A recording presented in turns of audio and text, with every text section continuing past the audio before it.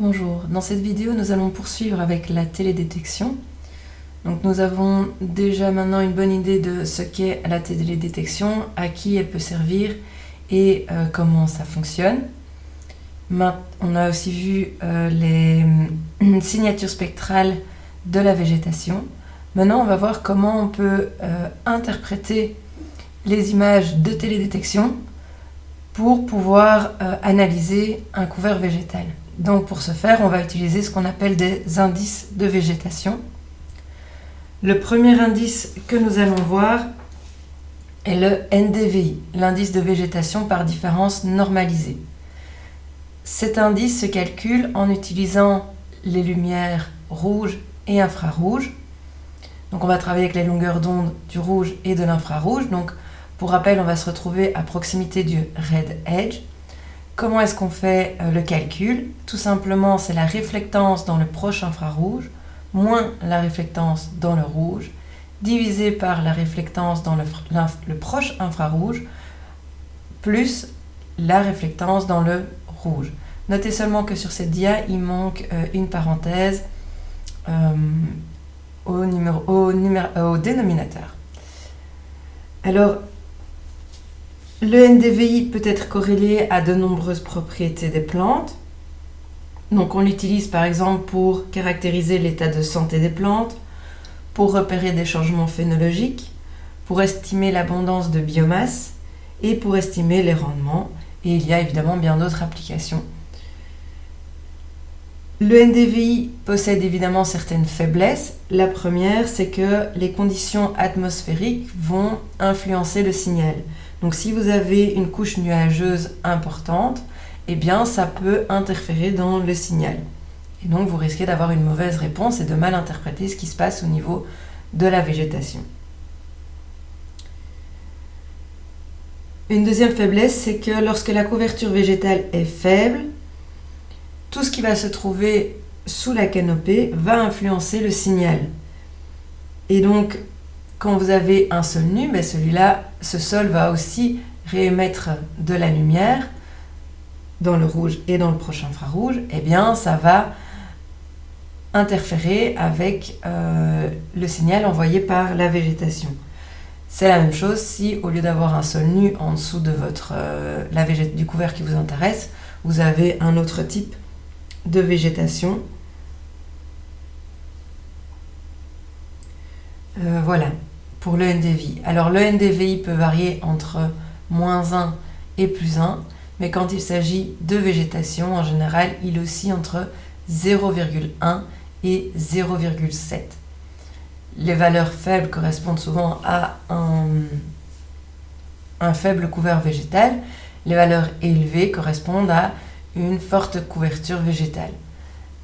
Si vous avez une valeur élevée et puis d'un coup, on voit que la valeur du NDVI diminue, alors de deux choses l'une, soit vous avez un phénomène de sénescence, ou alors il peut aussi s'agir d'un stress au niveau de la plante. Voici une petite illustration. Donc sur cette carte, on a calculé le NDVI, donc sur une petite parcelle, et on voit qu'il y a des zones où le NDVI est très élevé, donc on se doute que des zones rouges qui a une forte activité chlorophyllienne, et puis d'autres zones où le NDVI est plus faible. Par exemple au nord.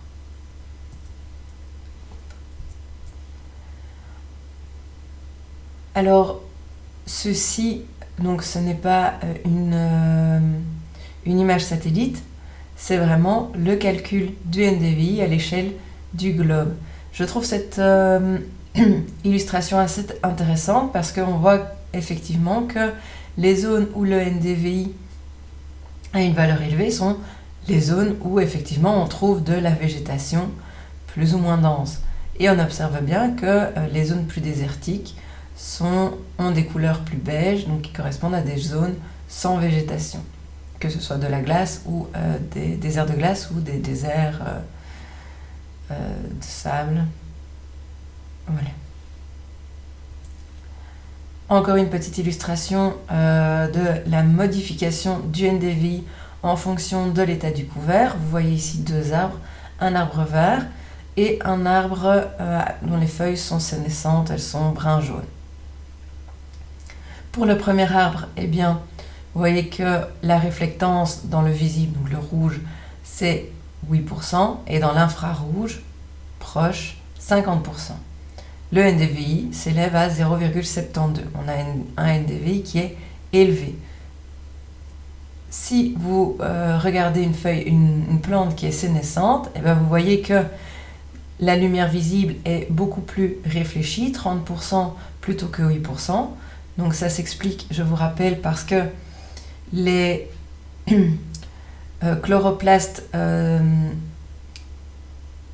et le parenchyme palissadique de la feuille sont en train de se dégrader et donc la lumière n'est plus absorbée. Si elle n'est plus absorbée, elle est réémise. Pour l'infrarouge proche, vous voyez par contre que le pourcentage de réflectance diminue. Il est de 40% ici. Comment est-ce qu'on explique ça? Eh bien, tout simplement parce que la structure cellulaire de la plante est en train de se dégrader et donc l'infrarouge a tendance à traverser la plante et à ne plus être réfléchi.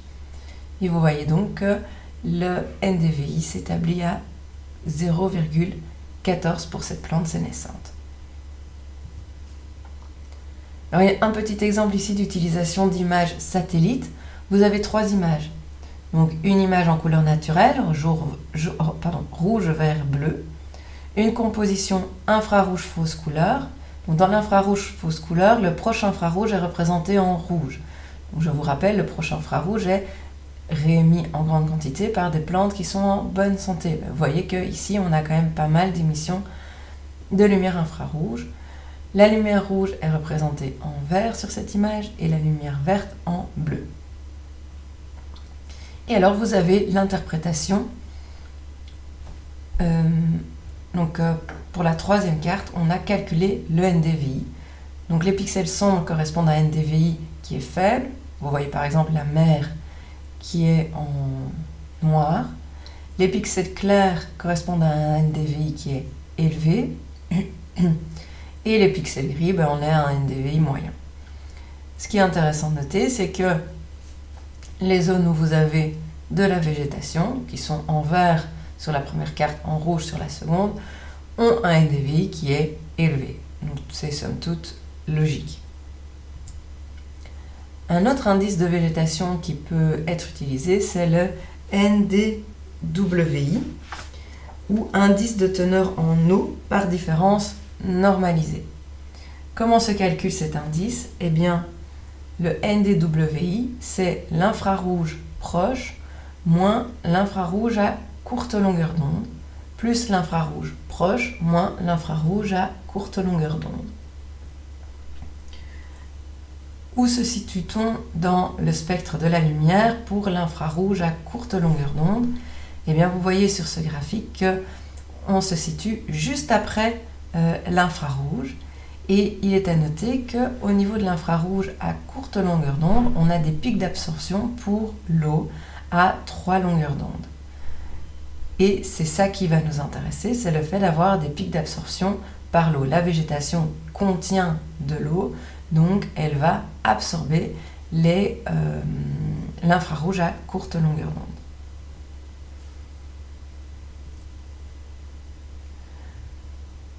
Voici une illustration de ce qui se passe pour...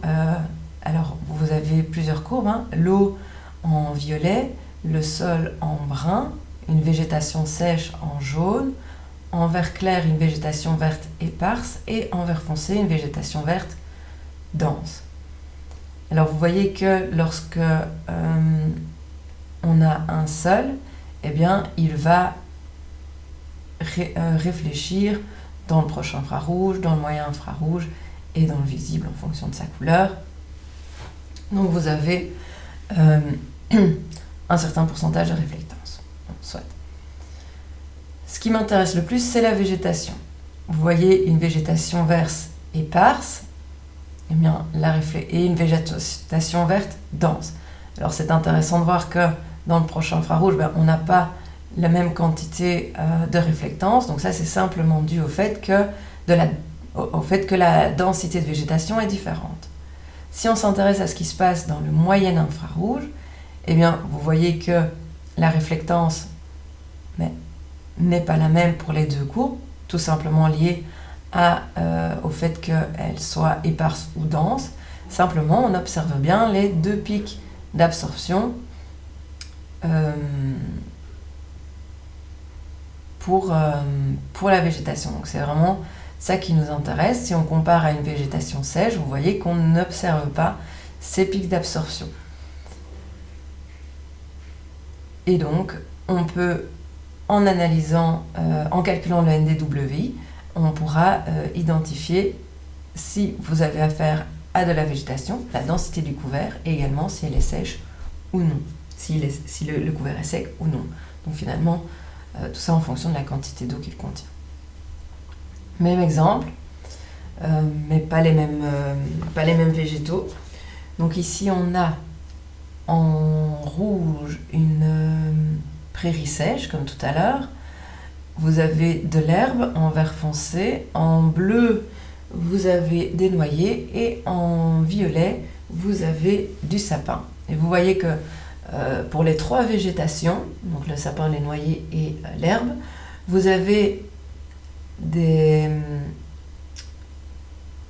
courbes qui ne sont pas tout à fait identiques, donc les réflectances ne sont pas identiques, mais on observe bien à chaque fois les deux pics d'absorption liés à la présence d'eau. On voit bien que l'herbe sèche, quant à elle, eh bien, la réflectance ne change pas, étant au niveau du proche infrarouge, de l'infrarouge à courte longueur d'onde, tout simplement parce que elle est sèche. Alors voici des images satellites sur lesquelles on a fait un traitement pour calculer le NDWI. Donc c'est la même image que tout à l'heure. À gauche, on a donc la même région que tout à l'heure. À gauche, on a les images en couleur naturelle. Au centre, la composition infrarouge fausse couleur. Et à droite, on a calculé les valeurs du NDVI. Alors, regardez les pixels qui sont les plus clairs vont correspondre à un NDWI qui est élevé, donc beaucoup d'eau. Et les pixels qui sont plus foncés correspondent à des zones où il y a peu d'eau. Alors ça, c'est tout à fait logique. Vous voyez que la mer est constituée de pixels clairs. Ben oui, il y a de l'eau dans la mer. Et que les zones où vous avez de la végétation ont des pixels qui sont également des pixels qui sont clairs. Alors ici, on peut se poser une petite question. Donc c'est un tout petit exercice sur lequel je vous demande de réfléchir. Donc la question qui se pose, c'est que pouvez-vous dire de l'irrigation des parcelles en comparant ces deux images? Donc à gauche, le NDVI, à droite, le NDWI. Je vous laisse quelques minutes pour réfléchir.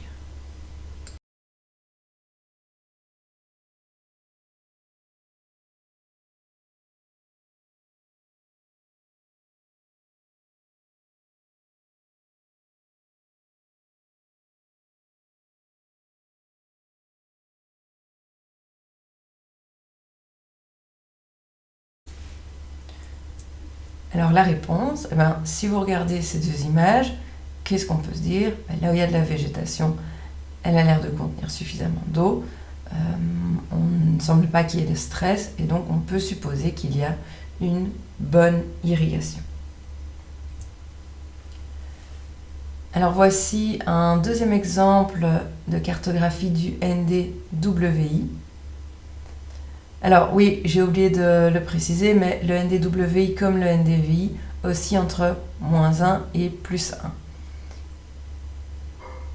Donc ici, on nous informe que le NDVI varie en fonction du contenu en eau des plantes, mais aussi du type de végétation et de la couverture, donc du taux de couverture.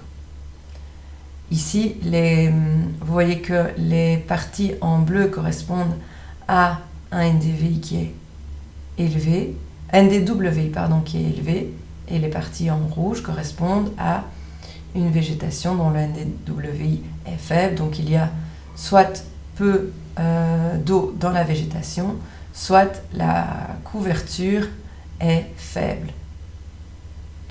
En période de stress hydrique, la valeur du NDWI va augmenter. Alors ici, on regarde, on est en Europe, à la 3e décade du mois de mai, donc les 10 derniers jours du mois de mai. Et on voit bien qu'il y a des zones où le NDWI est particulièrement élevé, en bleu donc, et des zones où le NDWI est plus faible. Vous regardez le sud de l'Espagne, le nord de l'Afrique, par exemple.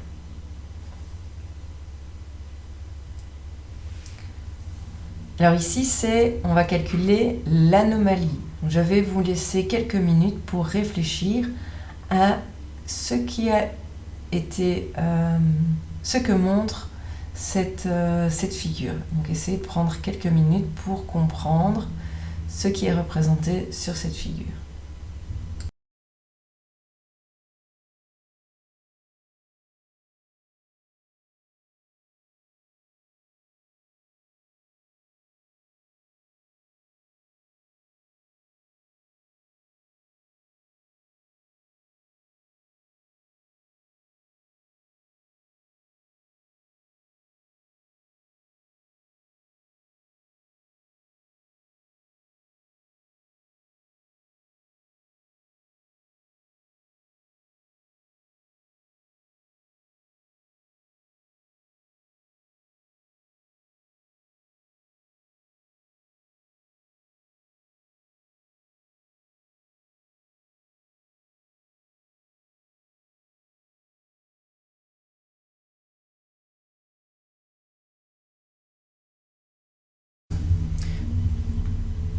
Alors, sur cette figure, qu'est-ce qu'on voit?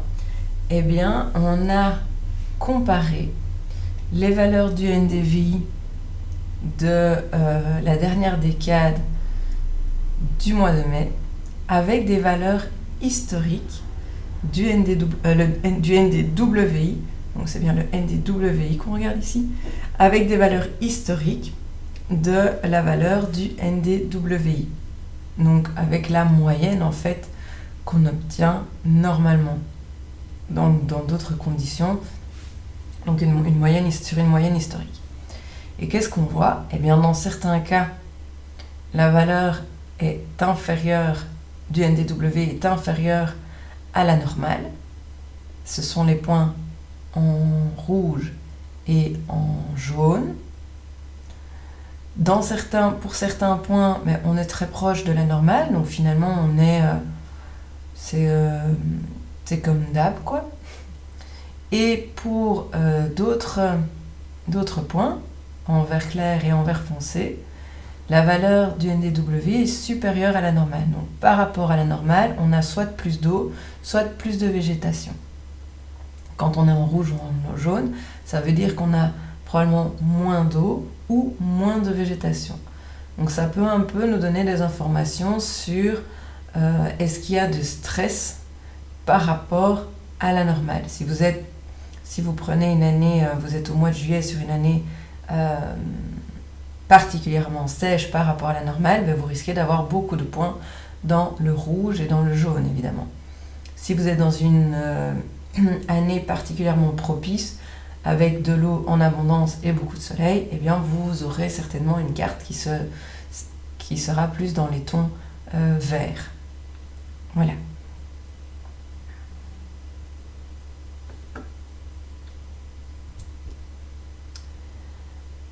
Alors, autre information qui est intéressante, c'est que, je vous l'ai dit, le NDVI peut être, quand on calcule le NDVI, eh bien, il peut être influencé par la présence d'un sol, du sol sous la végétation. Donc, quand la végétation est peu dense, eh bien, une partie de la réflectance est liée à la présence du sol qui se trouve sous la végétation. Et donc, ce sol va perturber la signature spectrale qu'on va recevoir. Et donc, ce qu'on va mesurer, ce n'est pas exactement ce qui est issu de la plante, mais aussi du sol. Ok. Alors, voici une courbe qui représente la réflectance d'un seul sol. vous voyez qu'il y a un certain nombre de points et on a fait une droite une droite de régression pour ces points. Alors, chaque point correspond à ce sol avec un certain taux d'humidité.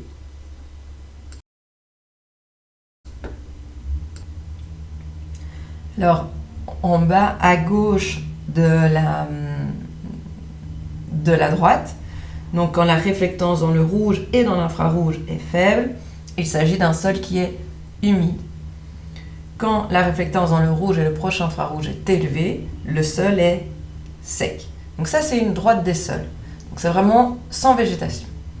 Quand il y a de la végétation, ce sont ici, vous voyez les points verts. Vous avez aussi une droite des sols qui a été faite. Donc tous les points orange correspondent à la réflectance du sol. Et vous voyez qu'on a donc un nuage de points verts au-dessus de la droite des sols. Plus je m'éloigne de la droite des sols, plus j'ai une végétation dont le couvert est dense. Et quand je me rapproche de la droite des sols, alors si je suis proche de la droite des sols dans le point inférieur gauche, ça signifie que normalement j'ai une végétation qui commence à se développer. Donc il est relativement peu dense. Quand je me rapproche de la droite des sols vers la droite, cela signifie que j'ai toujours de la végétation, mais que cette végétation est sénescente. Et donc, des scientifiques ont décidé de créer un nouvel indice qui est l'indice de végétation perpendiculaire. Et en fait, ce qu'ils vont calculer avec cet indice, c'est la distance. Donc, vous voyez, PVI, c'est l'indice de végétation perpendiculaire. C'est la distance entre la droite des sols et le point qui nous intéresse. Et donc, comme ça, on s'affranchit de toute la réflectance, donc de toute la lumière qui est émise par le sol, et on ne tient compte que de la végétation. Ceci, c'est ce que je vous expliquais tout à l'heure. Donc, vous avez votre droite des sols, et puis vous avez un nuage de points qui va se trouver dans la zone grise. Plus le point est haut, plus la biomasse est importante. Et vous voyez sur le graphique de droite, donc le premier point, c'est juste on vient de planter et on a peu de végétation. Puis vous voyez la courbe qui monte, vous avez une biomasse qui commence à augmenter, jusqu'à avoir une couverture complète du sol. Et puis vous voyez que la courbe va redescendre jusqu'au point qui se trouve sur la droite des sols, qui est le moment où on va faire la récolte, où on est sur un sol plus sec. Voilà. Alors, vous avez vu qu'on a travaillé avec des images de télédétection, seulement mais tout le monde n'est pas capable d'interpréter des images de télédétection. Si on vous parle de NDVI ou NDWI sans avoir eu ce cours d'agrométéo, je pense que ça vous demanderait en tout cas un effort de recherche pour comprendre ce qu'est le NDVI et le NDWI. Donc dans la littérature, ce qu'on va utiliser, c'est ce type d'images, qui sont des images classifiées. Donc ce sont des images sur lesquelles on a déjà fait une interprétation et on a après appliqué des couleurs. Vous voyez ici trois codes couleurs. En rouge, la végétation stressée, en vert, la végétation verte, et en bleu, la végétation sèche. Alors vous observez, on a des cercles, hein. La végétation se trouve sur des cercles, donc c'est bien des zones qui sont des zones irriguées. Et ben voilà, sur certaines zones vous avez de la végétation, sur d'autres pas, vous avez de la végétation sèche, voilà. Ben, ceci c'est plus facile à interpréter qu'une carte du NDVI, du NDWI. Voici maintenant un petit exercice. Donc vous avez deux zones. Vous avez une zone A et une zone B. Et ce que je vous demande, c'est quelles sont les différences dans les variations de la santé des cultures dans la zone A et dans la zone B. Et est-ce que vous pouvez expliquer pourquoi? Donc grosso modo, vous devez me dire ce qui se passe au niveau de ces cultures. Pourquoi il va y avoir des variations de la valeur? Donc ici c'est le NDVI. Donc je vous laisse quelques temps pour réfléchir. Donc ce qu'il faut faire, c'est que les plantes stressées, donc sur cette image, sont représentées en rouge et des plantes en bonne santé sont représentées en vert.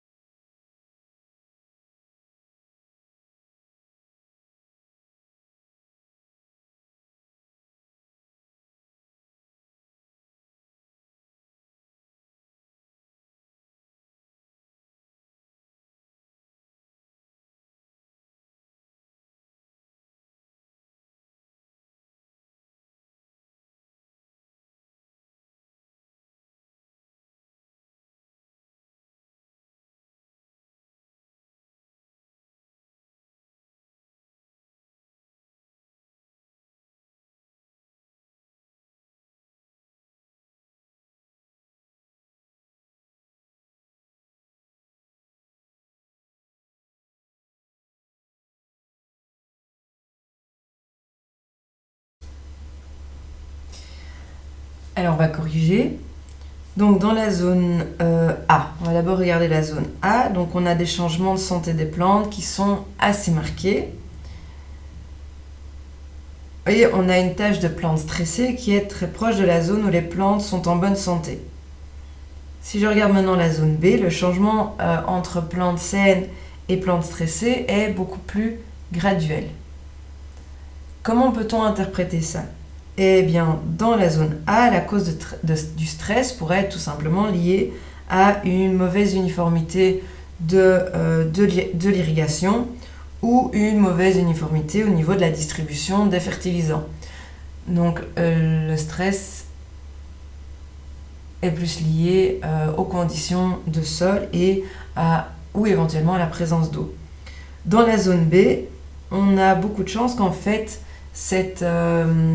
ce passage progressif vers des plantes en moins bonne santé, c'est tout simplement parce qu'elles deviennent malades et que ce stress soit lié à une maladie. Et donc ici, les pixels jaune-brun seraient des plantes affectées par la maladie et les pixels verts seraient des plantes qui ne sont pas encore atteintes. Et ici, on voit que l'apparition des symptômes est ici graduelle. Alors évidemment, on n'est jamais certain en utilisant des images de télédétection de la cause du stress. Donc pour en être certain, ce qu'il faut faire, c'est aller sur le champ pour vérifier ce qui se passe, éventuellement prendre des échantillons de sol. Si on ne comprend pas, s'il n'y a pas de maladie, si ce n'est pas lié à l'irrigation, c'est peut-être lié tout simplement au sol. Donc on peut faire des échantillons à analyser pour voir si on est sur un sol de bonne qualité ou s'il faut améliorer la fertilisation. Alors vous me direz, mais s'il faut aller sur place, à quoi ça sert d'utiliser des images satellites? Eh bien, si vous devez gérer plusieurs centaines d'hectares, l'avantage c'est que vous ne vous déplacez qu'à partir du moment où vous observez un stress, ce qui va quand même limiter les déplacements et donc faire normalement gagner du temps. Nous avons vu pas mal d'indices, nous avons vu 3 indices de végétation, le NDVI, le NDWI et le PVI. Il en existe d'autres que nous ne verrons pas dans le cadre de ce cours, mais voici quelques autres indices qui peuvent être utilisés. Je ne vous demande pas de connaître ce tableau, C'est juste à titre d'information, sachez qu'on n'a pas tout vu, qu'il y a encore bien des choses à voir sur les indices de végétation et la télédétection. Alors on va poursuivre et je commence par une petite question qui est, à votre avis, comment peut-on utiliser la télédétection pour identifier les plantes souffrant d'un manque d'eau? On a vu le NDWI, donc ça on oublie, c'est pas ça la réponse. Est-ce que, à votre avis, il y a une autre méthode? Est-ce qu'il y a moyen autrement de quantifier, d'identifier les plantes qui souffrent d'un stress hydrique? Je vous laisse quelques minutes pour réfléchir.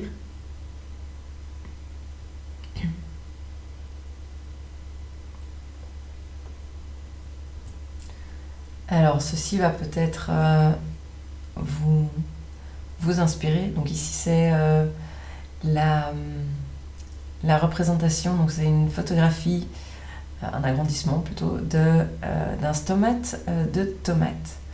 Donc, vous savez tous, je suppose, que les plantes vont transpirer et que cette transpiration se fait via les stomates. Et donc, cette transpiration, elle est très utile. Pourquoi? Pour que la plante puisse réguler sa température. À partir du moment où la plante souffre d'un stress hydrique, elle ne va plus pouvoir transpirer comme elle le souhaite. Et qu'est-ce qui va se passer? Eh bien, la température de la plante va augmenter. Et comme vous le savez, un corps qui chauffe va émettre de la lumière infrarouge. Eh bien, on peut tout simplement, comme c'est fait ici, utiliser la lumière infrarouge pour identifier les zones où il y a des plantes qui sont soumises à un stress hydrique. Alors l'infrarouge thermique permet de faire cela, seulement il n'y a pas que les plantes qui vont émettre dans l'infrarouge lorsqu'elles ont chaud, le sol aussi.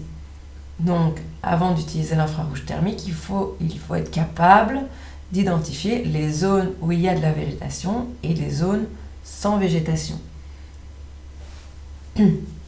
Alors vous avez ici, donc ce qui est représenté ici, ce sont des planchettes d'irrigation.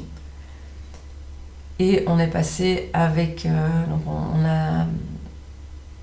a fait une photographie en infrarouge thermique. Et vous voyez qu'il y a des zones plus rouges. Donc ça, c'est des zones clairement où la plante est soumise à un stress hydrique. Elle chauffe, donc il manque probablement d'eau. Alors, dans le cadre d'une irrigation, comment ça peut s'expliquer qu'au niveau d'un bassin, vous avez des stress comme ça? Tout simplement, quand vous faites une irrigation, normalement, vous devez apporter de l'eau partout. Mais pour apporter de l'eau partout, il faut que votre terrain soit bien nivelé. Donc que la pente soit bien régulière pour qu'il y ait de l'eau sur toute la surface du sol pour alimenter toutes les plantes. Il suffit que la planche ne soit pas bien nivelée pour qu'il y ait des zones où la plante ne bénéficie pas d'apport d'eau. Et donc dans ce cas-là, elle va souffrir d'un stress hydrique. Quand on a ce type d'image, on peut se dire, tiens, soit ma planche est mal nivelée, soit il est temps d'arroser. Ça dépend. C'est tout simplement aussi, si vous avez du rouge sur toute la planche, ça veut dire que toutes les plantes sont en stress ou commencent à être en stress, et ça veut dire qu'il va falloir apporter de l'eau. Une autre explication, c'est que vous avez mal géré votre irrigation et qu'il y a des zones qui vont avoir plus d'eau et d'autres zones moins d'eau. Donc vous pouvez aussi régler votre irrigation afin d'avoir quelque chose de plus uniforme au niveau de la distribution de l'eau au sein de la parcelle. Un petit exercice. Donc ici on est de nouveau avec une image infrarouge et la question qu'on va se poser c'est: quand le champ a-t-il été irrigué? Je vous laisse réfléchir quelques minutes avant de vous donner la réponse. Donc ici, si on regarde attentivement les images, on observe qu'en juin, eh bien, on dirait qu'il fait relativement sec. Le 19 juillet, on voit qu'il y a beaucoup d'eau, donc on peut conclure que l'irrigation a eu lieu entre le 24 juin et le 19 juillet. Voilà. Alors, comment faire des prévisions de rendement? Eh bien, deux possibilités. On peut tout simplement... Alors, la question, c'est pouvons-nous vraiment prévoir quel sera le rendement d'un champ? Eh bien, la réponse est oui, quand même. En regardant la vigueur, l'état de santé des plantes et les conditions climatiques, je vous ai déjà donné quelques éléments de réponse aussi, si vous vous souvenez, en parlant du BCGMS pour parler des rendements. Donc, comment utiliser les données de la télédétection dans l'estimation des rendements? On a deux possibilités. Quelques éléments, un petit élément pour essayer de répondre à cela. Regardez ces deux images. Donc on est au même endroit, en mai 2005 et en août 2005. Vous voyez deux images en infrarouge fausse couleur. Donc le rouge, ce sont les cultures. En vert, on a les cultures sénescentes. Et en bleu, ce sont les sols qui sont non couverts. Vous voyez qu'au mois de mai et au mois d'août de la même année, on a des changements de couleur qui se font au sein même d'un champ. Alors pourquoi certaines parcelles rouges au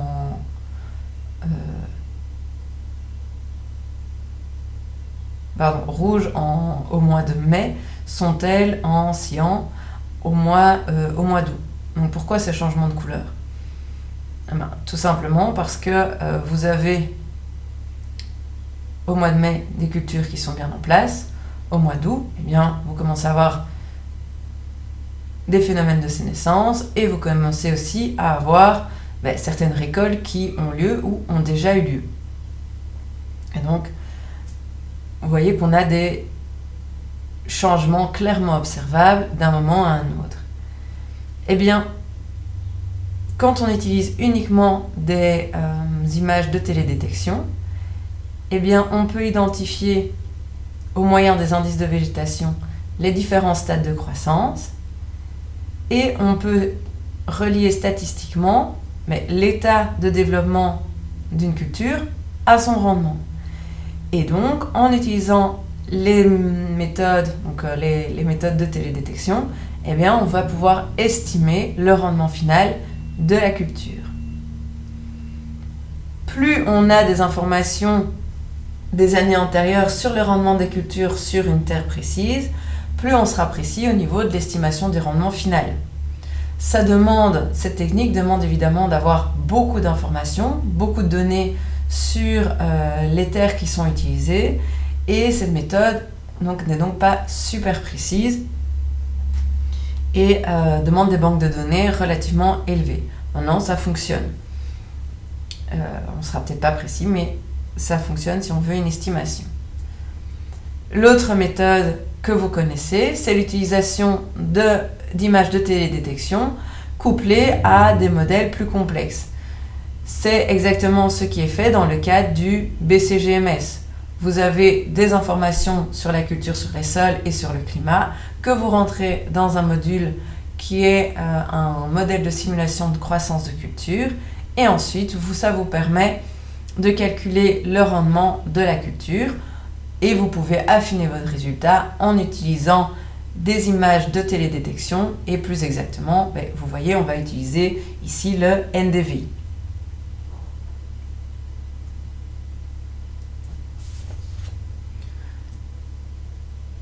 Donc ce modèle permet de faire des suivis de culture et des prédictions des rendements au moyen de données de télédétection, de données climatiques, de données sur les cultures et sur les sols. On entre ces données dans un modèle mathématique qui prend en compte le fonctionnement des plantes, évalue le rendement de celles-ci en fonction des données climatiques et de sol. Et on affine le résultat avec les informations statistiques qu'on possède et les images de télédétection. Donc ça, c'est vraiment ce qu'on a vu dans la toute première vidéo. Donc c'est simplement un rappel, je vous invite à reconsulter la première vidéo si ceci n'est pas clair. La télédétection peut également servir à l'identification des cultures. Comment? Eh bien, regardez un peu cette image. Vous voyez différentes cultures, différentes couleurs. Donc, tout simplement en fonction de... Donc ici, plusieurs cultures, différentes couleurs.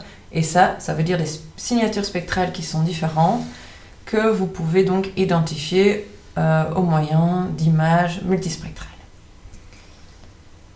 Pour l'identification des cultures et l'utilisation de SIG, je vous invite à lire si vous êtes curieux. Donc c'est tout simplement, ici on explique qu'on va pouvoir utiliser plusieurs couches, qu'on va pouvoir superposer dans un SIG pour avoir une information, l'information qu'on recherche en fait. Voilà, ceci je vous invite à le lire. Vous pouvez faire une pause sur la vidéo si vous souhaitez lire ceci, si vous êtes curieux. Moi, ce qui m'intéresse, c'est ceci. Donc, vous avez une image prise en télédétection. Vous voyez la zone qui est entourée. Eh bien, on va faire un zoom sur cette zone. Et j'ai entouré spécifiquement une zone ici avec un contour orange. Alors, à première vue, quand on regarde les couleurs normales, on dirait que la parcelle n'est qu'une seule parcelle avec un seul type de culture. Maintenant, si on regarde la carte qui est à droite, donc on a des images infrarouges, eh bien on distingue bien deux intensités de couleurs différentes au sein de la zone entourée. Donc on peut supposer deux choses. Alors je vous laisse réfléchir 2 minutes. Quelles sont les 2 suppositions qu'on peut faire ?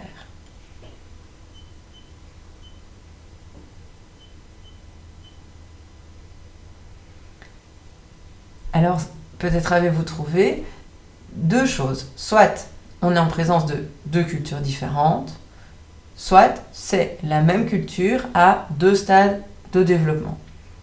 Assez peu probable quand même, étant donné qu'en général, quand on sème tout en même temps. Alors, comment être certain que la différence de couleur est bien liée à la présence de cultures qui sont différentes? On peut rajouter un S à différentes, c'est encore mieux. Alors, l'illustration ici est supposée vous aider un petit peu, seulement on ne voit pas très bien, donc la résolution de l'image de droite n'est pas excellente. Mais vous voyez des champs beiges au mois de mai et au mois d'août. Et qu'est-ce qu'on observe? Eh bien, comme tout à l'heure quand on parlait des rendements, on observe qu'il y a des différences de couleurs entre le mois de mai et le mois d'août. Comment ces différences de couleurs peuvent nous aider à identifier qu'il s'agit d'une telle ou d'une telle culture? Eh bien, tout simplement parce qu'en fonction de la culture qui est mise en place, la date de récolte va varier. Et donc, si on fait un suivi dans le temps d'une culture dans une zone donnée, en fonction de sa couleur, de la période à laquelle elle commence à se développer et de la période à laquelle elle va être récoltée, on pourra identifier de quel type de culture il s'agit. Donc, c'est ce qui est écrit ici. Avec un suivi dans le temps des parcelles, eh bien, on peut identifier des plantes avec des cycles différents et donc on peut plus facilement identifier à quel type de culture il s'agit. En télédétection, on peut aussi regarder la rugosité du couvert. Si vous avez une prairie ou si vous avez une forêt, vous n'aurez pas la même rugosité du couvert. Et ça, c'est tout à fait observable au moyen de drones ou de satellites. Vous le voyez ici tout de suite. Et donc, par analyse d'image, eh bien, on peut très bien demander à un ordinateur de repérer ces différences de rugosité et donc de séparer les zones de forêt des zones cultivées, par exemple. Une fois qu'on a ces images, eh bien, comme j'en ai parlé tout à l'heure, on peut faire de la classification d'images. Donc ici, vous avez une partie de la vallée de San Luis vue par satellite. Et quand on la traduit, quand on veut traduire les images obtenues par télédétection, ben voilà ce qu'on peut obtenir. Donc vous voyez ici, sur l'image de droite, eh bien, les différentes couleurs représentent en fait différents types de cultures. Alors on est toujours en zone irriguée, vous voyez qu'on a bien ces ronds d'irrigation. La télédétection a également certaines applications en agriculture de précision. Le simple fait d'équiper un tracteur de caméras qui vont capter un signal, bon alors ça dépend quel type de capteur vous allez mettre, mais de l'infrarouge, infrarouge proche, couleur visible, etc. Et de fait, on peut suivre la culture en captant le rayonnement qui est émis par la culture. Et on peut par exemple établir des cartes telles que celle-ci avec la population de plants. Ici, c'est par acre, mais vous pouvez le mettre au mètre carré, ça ira aussi. Et on peut traduire ça après en termes de rendement si on le souhaite. Et s'il y a des zones qui semblent problématiques, eh bien, tout simplement en faisant une étude de sol, eh bien, ça vous permettra d'identifier les éventuels problèmes. Voilà, et de les corriger, bien entendu. Alors voici une petite vidéo qui fait le lien entre la télédétection et l'agriculture de précision. Je vous laisse écouter.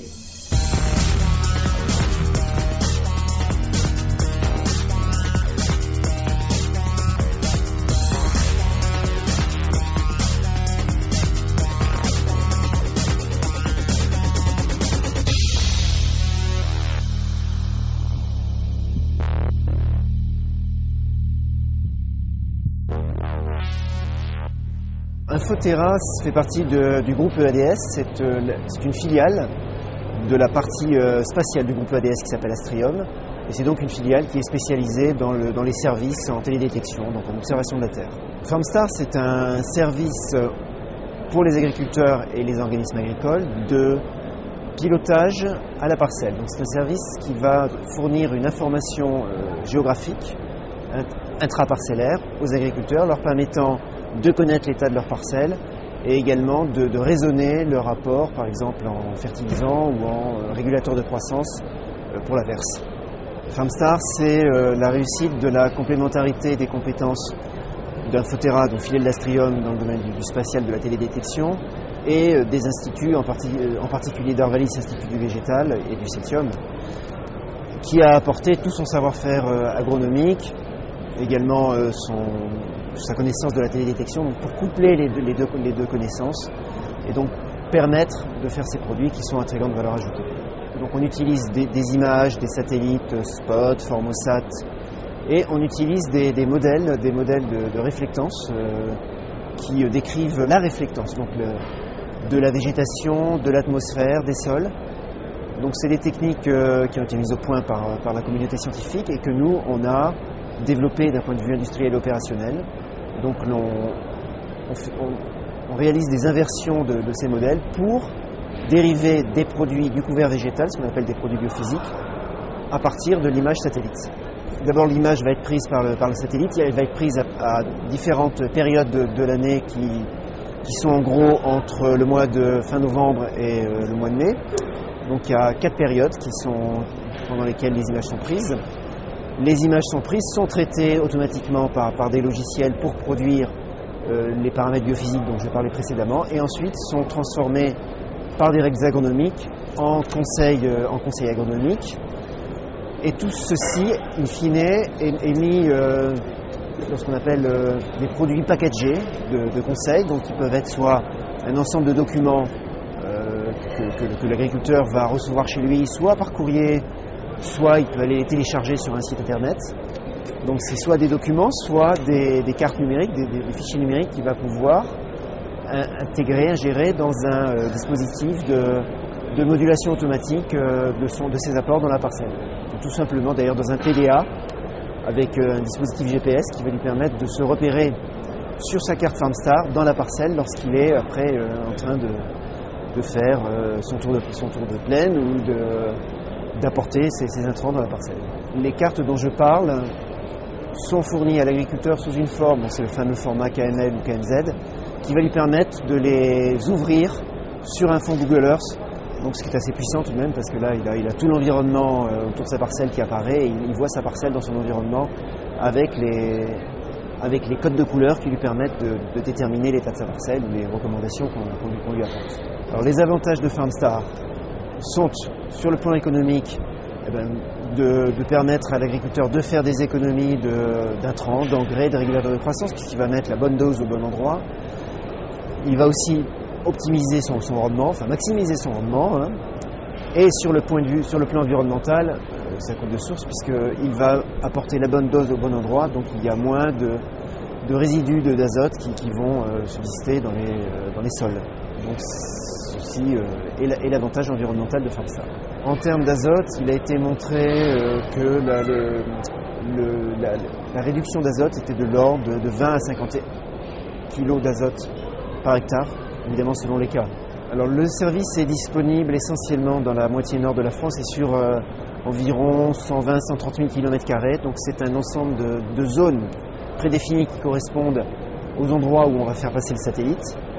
Donc, et sur ces 120 000 km², sont abonnés environ 400 000 hectares de blé, orge et colza. Le service est commercial opérationnel pour blé, orge, colza. Il a été testé de manière pré-opérationnelle sur le maïs et sur la betterave. Pour l'instant, il n'est pas encore disponible sur ces cultures-là. Il faut encore que l'on travaille sur l'offre pour quelle est la bonne adéquation entre la valeur qu'elle apporte et le prix qu'on fait supporter aux clients.